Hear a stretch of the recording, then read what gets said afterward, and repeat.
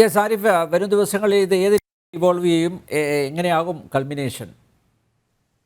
എന്തായാലും ഈ ചർച്ച മൊത്തത്തിൽ കാണുമ്പോൾ ഒരു വലിയൊരു സന്തോഷം തന്നെയാണ് എനിക്ക് പ്രകടിപ്പിക്കാനുള്ളത്. അതായത് ഇപ്പോൾ ഇവിടുത്തെ പ്രത്യേകിച്ച് ഇടതുപക്ഷത്തിൻ്റെ ആള് പോലും ഇവിടെ ജമാഅത്ത് ഇസ്ലാമി ഉൾപ്പെടെയുള്ള കാര്യങ്ങളെ തള്ളിപ്പറയുന്ന ഒരു അവസ്ഥയിലേക്ക് വരുന്നു എന്ന് വരുമ്പോൾ, അതുപോലെ തന്നെ കൾട്ട് സ്വഭാവമുള്ള സംഗതികളൊക്കെ തുറന്നു എതിർക്കാനും വരുന്നു എന്ന് വരുമ്പോൾ, അതിൽ ഇസ്ലാമിനെ ഉൾപ്പെടുത്തുന്നു എന്ന രീതിയിലേക്കൊക്കെ വരുമ്പോൾ സന്തോഷം തന്നെയാണ്.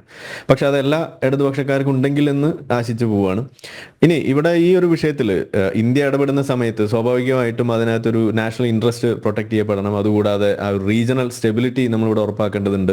അതുകൂടാതെ ഹ്യൂമൻ റൈറ്റ്സ്, പ്രത്യേകിച്ച് മൈനോറിറ്റി റൈറ്റ്സ് എല്ലാം ഇവിടെ ഉറപ്പാക്കേണ്ടതുണ്ട്. അപ്പോൾ അതിനു വേണ്ടിയിട്ടുള്ള ശ്രമങ്ങളായിരിക്കണം ഇന്ത്യയിൽ നിന്ന് ഉണ്ടാകേണ്ടതെന്നാണ് പ്രതീക്ഷിക്കുന്നത്. പ്രത്യേകിച്ച് നമ്മളുടെ ഭരണപക്ഷം ആര് തന്നെയായാലും ചെയ്യേണ്ടത് അത്തരത്തിലുള്ള കാര്യങ്ങളാണ്.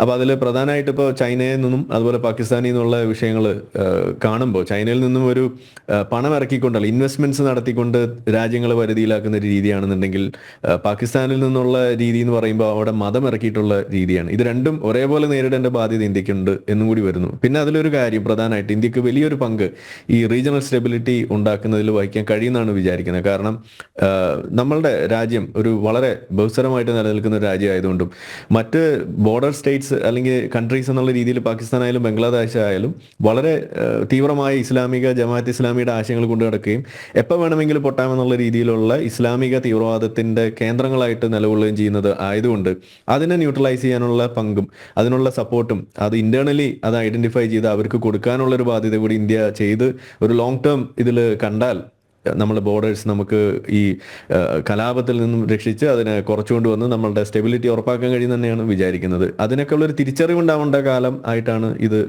മനസ്സിലാവുന്നത്.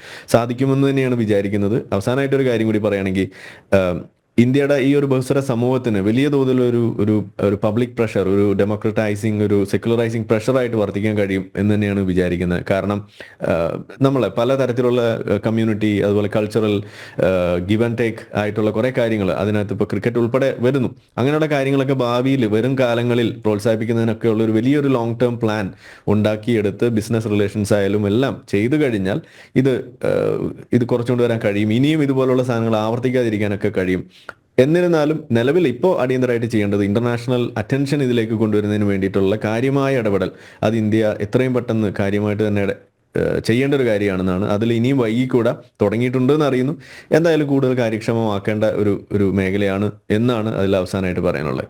യെസ്, എന്തായാലും ബംഗ്ലാദേശിലെ ന്യൂനപക്ഷ വേട്ടയിൽ പൊതുജനാഭിപ്രായം രൂപീകരിക്കാൻ ഞങ്ങൾ സംഘടിപ്പിക്കുന്ന സംവാദങ്ങൾ ഉപകരിച്ചു എന്ന് അറിയുന്നതിൽ സന്തോഷം ഉണ്ട്. ചൈനയെ ചങ്കിൽ കൊണ്ട് നടക്കുന്നവ ഈ കൊച്ചു കേരളത്തിലുമുണ്ട്. ഈ ചതിയന്മാരുടെ തനിനിറമാണ് ഇപ്പോൾ പുറത്തു വന്നിരിക്കുന്നത്. ബംഗ്ലാദേശിനെ ഇസ്ലാമിക രാജ്യമാക്കി മാറ്റി അവിടെ നിർണായക സ്വാധീനം ഉറപ്പിച്ച് അതിർത്തി പങ്കിടുന്ന വടക്ക് കിഴക്കൻ സംസ്ഥാനങ്ങളെ അസ്ഥിരപ്പെടുത്തി ഭാരതത്തിൽ അരാജകത്വം വിതച്ച് രാജ്യ പുരോഗതി തടസ്സപ്പെടുത്തുക എന്ന ഒറ്റ ഉദ്ദേശമേ ചൈനയ്ക്കുള്ളൂ. ഭാരതം ഈ കളി അധികകാലം ഇങ്ങനെ കണ്ടുകൊണ്ടിരിക്കില്ല.